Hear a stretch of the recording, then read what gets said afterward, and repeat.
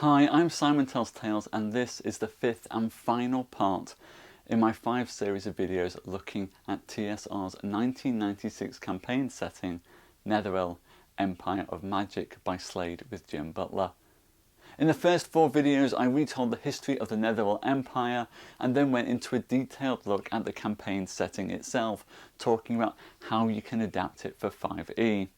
In this video though, I want to share with you 5 great story hooks that you can use if you want to set your own campaigns in this world.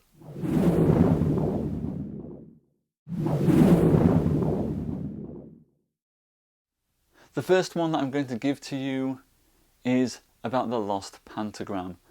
Legend tells of a pentagram, a device that had the ability to duplicate anything that was placed inside of it. It was so powerful that it incited the jealousy of Netherese wizards from across the empire, and the mage who created it was killed. When the creator of the pentagram died, the device itself was lost to the empire, but this is where you come in. This campaign would be set during the Netherese Empire itself, and you would find yourself on the floating city of Unity, in amongst the halls and the colleges there. The Archmage of the City of Unity has reached out across the realm, making private inquiries to the clerics, wizards and rogues of the realm, gathering them together in his hall as he moves his hand over a table imbued with hard magic. From this table you see the shape of the pentagram rising before you. The Archmage leans in as the image appears, whispering as he tells you of the pentagram's creation. Images of the wizard who created it show themselves in flashes across the screen before they disappear, falling as a knife shatters through the wizard's back. You then see people exploring the city, tearing it apart, buying houses that they think might contain the pentagram and then tearing those houses down. The Archwizard of Unity tasks you with finding the pentagram on his behalf. This is an adventure that will see you travelling to the city where it was built and getting caught in a mad race amongst other treasure hunters, unravelling clues as you move from city to city, pressing into the Abbey Mountains before you finally force your way through traps and snares to find the reliquary in which the pentagram sits.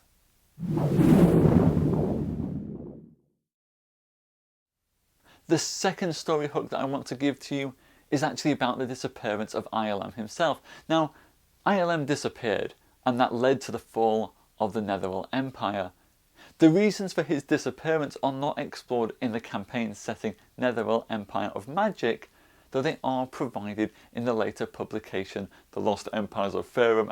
However, this story hook offers you a great opportunity to look at the discord within the Empire. Perhaps your adventurers could be a group of criminals, rebels and outcasts assigned to work in the mines or else as slave labour on board the flying city where ILM was Archmage. Escaping from the mines or wherever else that you want to base yourselves, you find that you still have hunters on your tail, and you quickly realise that the only way that you will truly save yourselves is if you overthrow ILM himself.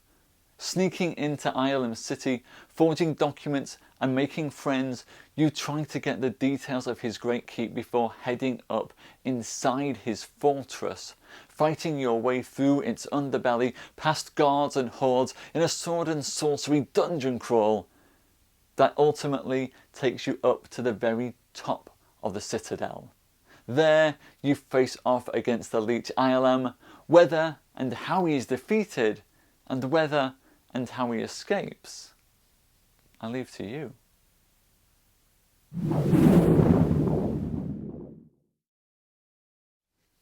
The third story hook I'm going to give you is the second loss of the Nether Scrolls. Now, again, this is covered in the later publication, The Lost Empires of Faerun, and we'll cover this another point in time. But I like the fact that here, Slade and Jim Butler have kind of just left it open to you to think what caused them to be lost. Now, the Nether Scrolls were stolen. We can begin after this has taken place. Your job at this point, very simply, is to get them back.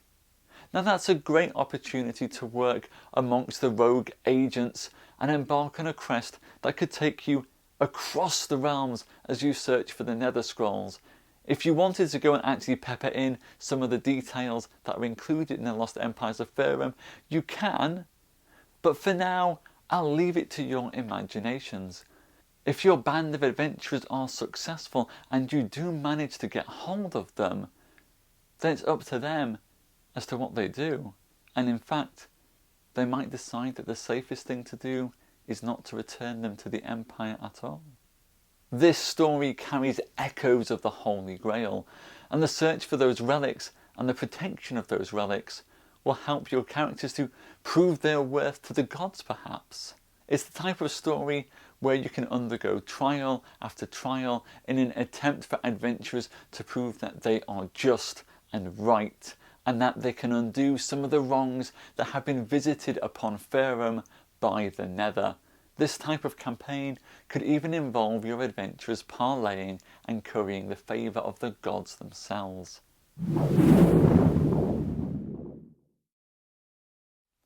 The fourth story hook I want to give you is actually to do with the fate of the Faerun. Now, the Faerun aren't included in the 5th edition Monster Manual, and I think that opens up an opportunity.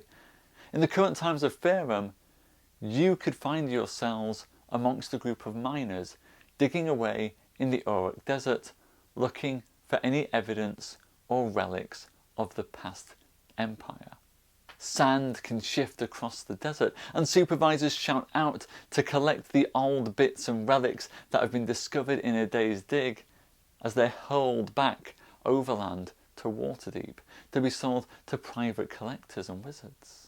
You find that your adventurers at this point are thirsty, and as the supervisor calls out for the end of the day, people start to turn back towards the camp for food, when something catches your adventurer's eyes: a hinge embedded in the rocks. The adventurers think about calling out about the find, but something causes them to hold back, and signalling to each other they carefully move rock after rock, unveiling a door. They prise it open and stare into the inside. There is a gust of foul air, and then nothing. With flaming torches, the adventurers step inside, exploring a small room. Old wrappings, small bones, and chipped pottery fall at your feet. And from the corner, the adventurers hear a hoarse and a raspy gasp. They look up to see a strange creature there, almost mummified, stretched out with dark teeth and claws. They almost cry out, and then the wind whips through and closes the door. They grab at their rock daggers and picks, but a hoarse rasping escapes the creature's mouth as it explains it is a Faerun. The last Faerun. The Faerun is a creature that fed on magic and caused the desert around you now, and it has now become a leech. This creature has lived for thousands of years, to the point where its race are almost all gone now. The Netherese wizards had polluted the ground below their cities, almost wiping out the Faerun, and so the Faerun had fought back. But they fought back too hard, for in destroying the Netherese, they failed to save themselves. The Faerun wiped out magic from their environment, and magic was the thing that both fed them and poisoned them. The creature knows that it can't change what happened in time, but it does know that it has the ability to send you back into the past in its final dying gasp. It implores you to find its people and lead a small group of them towards a magic gate, though it does not know where that magic gate is, so that you can bring them back into the present. Effectively, this Faerun will die in the hope that its people may be brought into the future to live again. If your adventurers can do this, if they can find a way to lead the enclave of Faerun back into the present, then they are told that they can have the magical treasures upon which this Faerun has been feeding off for all these years. Doing this will require adventurers to uncover the Faerun, build trust with them, find them, prove their worth to them, and discover a magical gate within the kingdom that can then lead them back to safety and the present. The final story hook that I'd like to leave you with is an end of times apocalypse setting.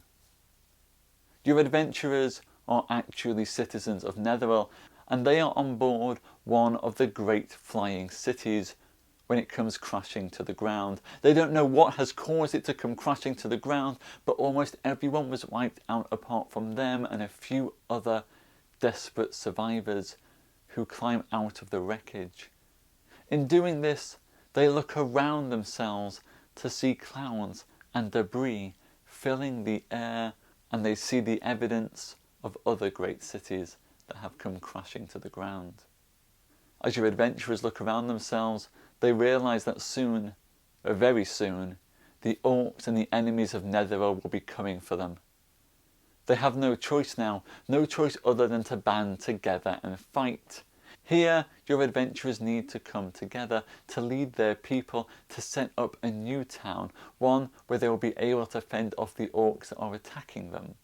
Other towns and cities that have seen the fall of Netheril have decided that your adventurers have lost the favour of the gods and cast them out. This means that they will refuse to offer your adventurers shelter, and with enemies hot on their tail, they must find a way forward, to push through, and find somewhere where they can create a safe place, a last surviving secret enclave of the Netheril, safe and far away from their enemies. This is a great chance for a Battlestar Galactica, or the Animals of Farthing Wood, campaign of searching for a new homeland with great opportunities for building and developing a settlement and dealing with internal politics as well. Thank you. I'm Simon Tells Tales, and this has been the 5th in my 5-part series looking at TSR's 1996 campaign setting, Netheril Empire of Magic by Slade with Jim Butler. It brings an end to the retrospective of this campaign setting, and I hope that you have enjoyed it. When we meet again, I'll be moving on to look at another Dungeons & Dragons classic, Untitled Empire of the Shade. We will actually be looking at what happened to that desert waste that formed beneath the floating cities of Netheril. If you enjoyed this video, please hit the like button below and subscribe for more videos exploring some of the classic Forgotten Realms Dungeons & Dragons settings. If you've got a favourite out there that you'd like me to cover as well, let me know in the comments below. But until then, I'll say goodbye and see you again when we explore the deserts of Anorak.